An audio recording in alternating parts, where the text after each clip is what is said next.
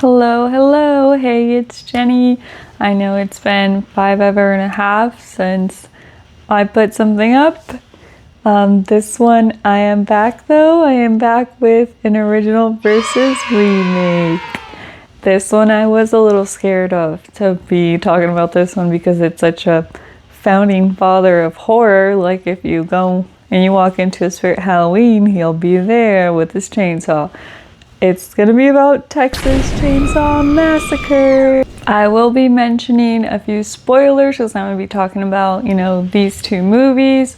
So I'm gonna be mentioning a few spoilers on both the original 1974 Texas Chainsaw Massacre versus the 2003 remake. Surprisingly, even though I do like watching a lot of 2000 slashers, I have yet to watch this one. I actually watched it for the first time in preparation for this video. So I did decide to watch the 2003 one first because the original is just so burned into my brain. I watched it one time and that was enough. It was enough, but in a good way, because to me that movie is genuinely terrifying. That is a horror film, if you're looking for a big scare, watch the Texas Chainsaw Massacre. This is one of the few movies that I watched and was actually scared. I watch a lot of horror movies that give me more of like a and not like a no. You start off the 1974 film. We're following a group of friends in a van, chit-chatting, showing their dynamic together. They're picking up a hitchhiker that gives him a good spook when he's speaking a lot about, some morbid, spooky things that he does for work. And then he pulls out a little knife and cuts his own hand, and that was enough for the friends. They were like, what the hell, man? But before they, did tell this guy, hey, you're doing too much, the guy does tell them enough information that, me and my family work there. Foreshadowing, because I think it was Franklin that says, wow, it's a whole family of Draculas. Foreshadowing. Does let them know though, hey, you can drop me off at my house. Not describing it well enough, I know, but the beginning is like the movie, it does such a good job within just like the first 15 minutes of actually making this like extended, dragged out, creepy vibe, Like it's just kind of like an ominous continuing like, what the heck is going on here? The first Leatherface reveal when their blonde friend, I'm not gonna remember everyone's names. Insert photo here. When the blonde guy is going into the house and you get the first shot of Leatherface coming out through that hallway and he drags him out. He knocks him with an axe, I believe it was, and drags him into the hallway and slams that door shut.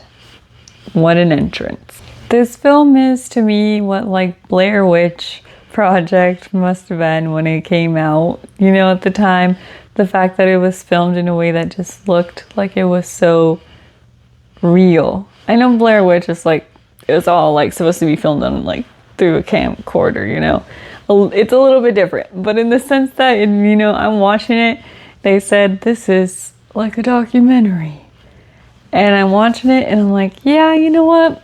I kind of get that vibe. Like I feel like I'm in there and it's spooky and it's horrifying and I don't want to be in there. Another iconic shot that we get is when the friend with the long hair, the girl with the red shorts and the backless top, the scene of her just walking up to that white house.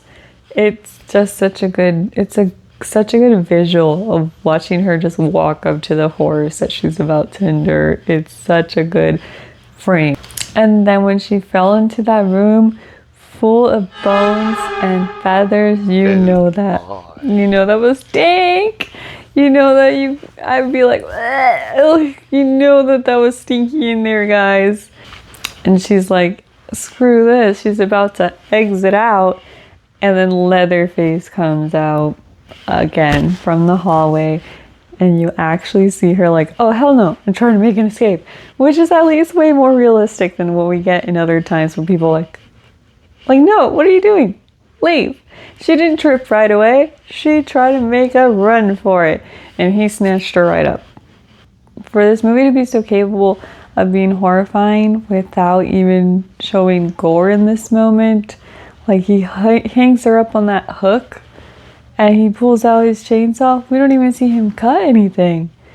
And I'm like, oh no, like she's watching this happen right now. What a nightmare. And she's on a freaking hook.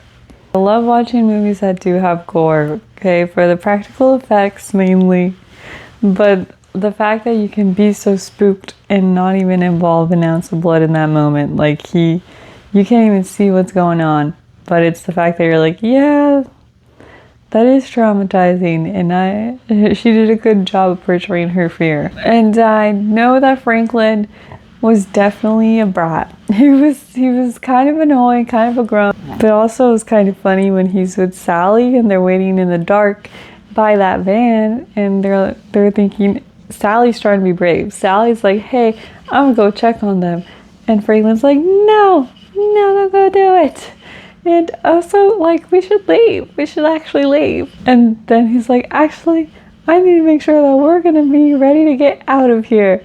And he goes and checks, and it's like, Sally, they took the keys. But Sally, Miss Marilyn Burns, she stole the show. Her performance alone in this movie, those are the standout ones for me and probably for most, because it was, the dinner scene was iconic, okay? That dinner scene, you see the amount of trauma that she's gonna go through, to the point that I was like, was she okay after this? Because this genuinely looks terrifying, that even their dad was like, stop torturing the girl. He's like, hey, just kill her, because, you know, you're torturing her just by horrifying her for this long. And another great part, when she's actually running away from Leatherface, because, you know, we get a lot of those cheesy runs and trips, but she's actually going for it. She's speeding through. Imagine the nightmare that it's pitch black, you're surrounded by like giant weeds and branches, and all you hear is this chainsaw chasing after you. Oh no. Because R.I.P. Miss Burns, Miss Marilyn Burns, her performance in that film was so mesmerizing for me that even though I haven't watched that movie in years, it was still like in my memory enough that I was like, actually let me watch the 2003 version first instead of the original one. And since I have watched the unfortunate Freddy remake of the 2000s, it wasn't really a remake, it was more like a prequel. My hopes were not that high for this film, but I did hear a lot of good reviews, so I went in with an open mind saying like, hey, like I could possibly really like this movie. And imagine my surprise when it actually also starts off pretty similar to the 1974 film.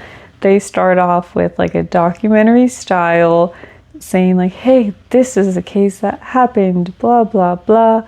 Also, we start off with that yellow hue that usually in films means it's like, hey, it's the 70s, or hey, we're in Arizona.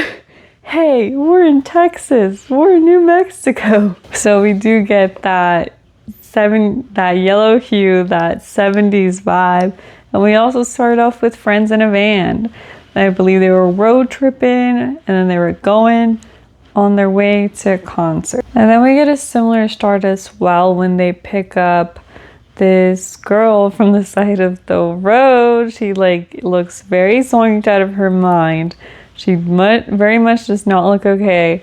She's walking by herself and they pick her up. And then we do get a similar situation where they realize this lady is not okay. And then she pulls out a gun. We don't get a blade, we get a whole gun. And then she shoots herself in the head.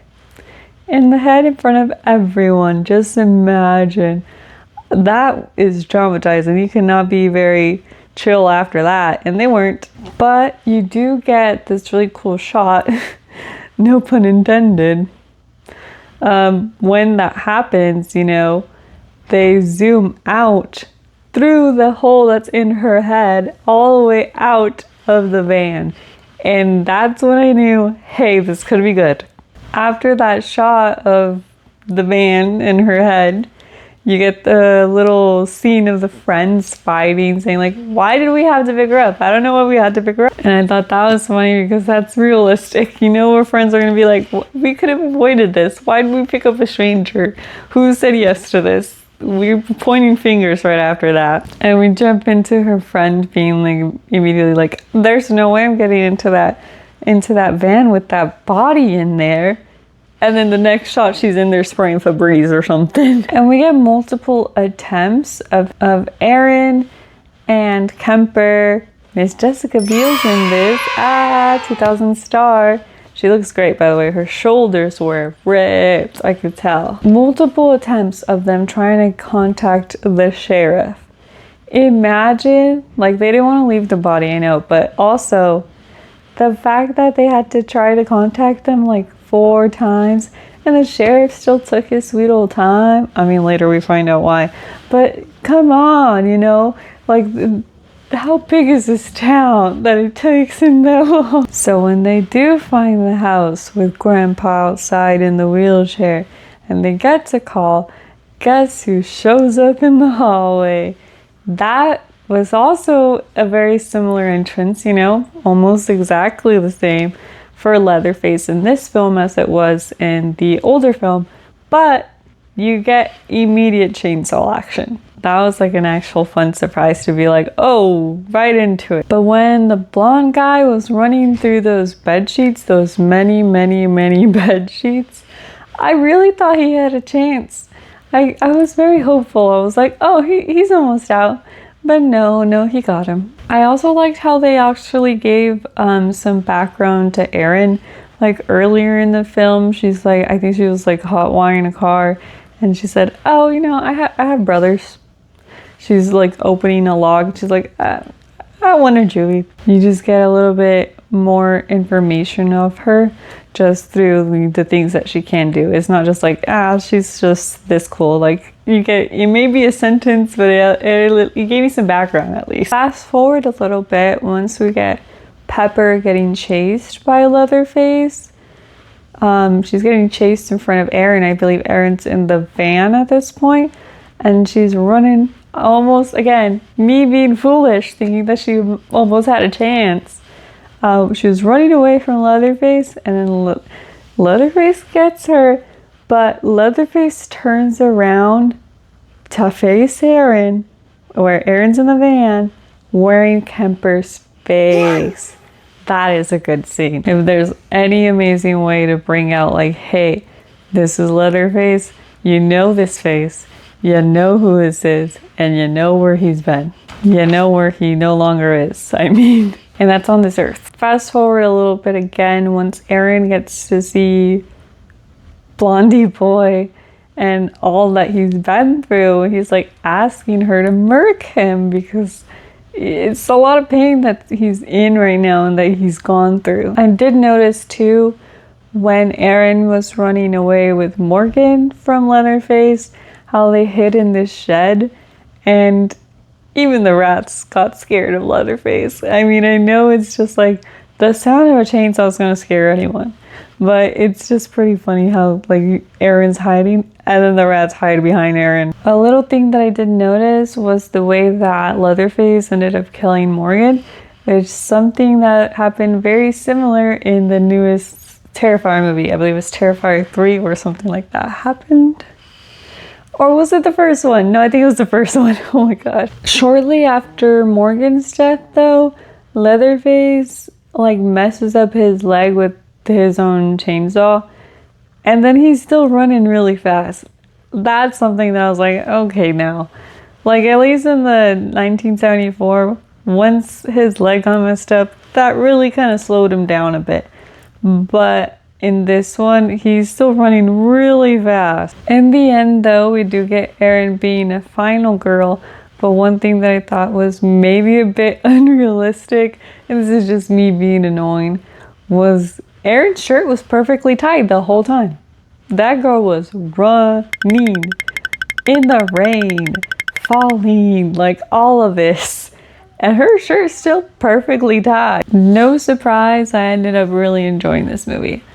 This movie was really fun. It was a lot of chasing. You get a lot of the action in the 2003 versus in the 1974. You do get a lot of more of the creepiness, a lot of more of the suspense, a lot of more of the more traumatizing parts of it.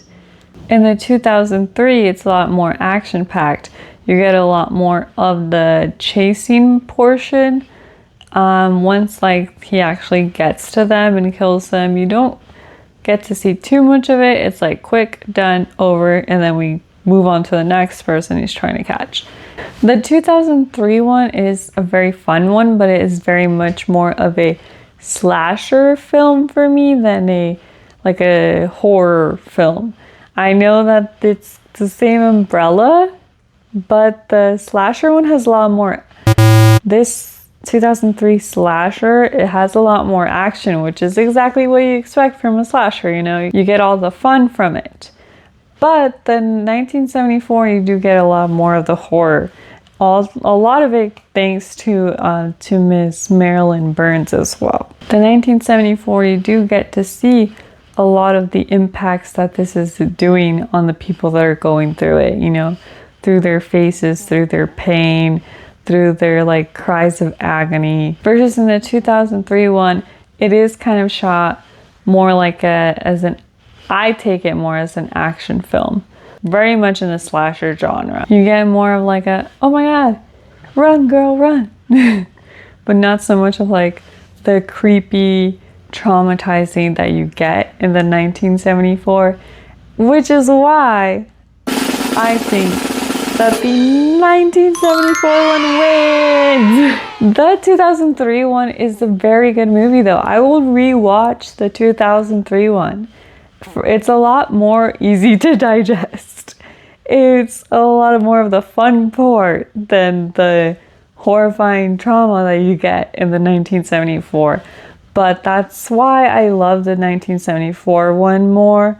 It is much more of a horror film, and this is why it's so horrifying and why he's really is such an icon of the horror genre. This one was a lot of fun to be able to watch two good movies and not just get, you know, one obviously good, one obviously bad. I thought this was going to be really tough to actually choose between one of them, but they ended up being so different versions, although they are both very good. So thanks for watching another original versus remake. If you haven't seen my other one, go ahead and watch that. I did do Prom Night original versus remake as well. Thanks for watching.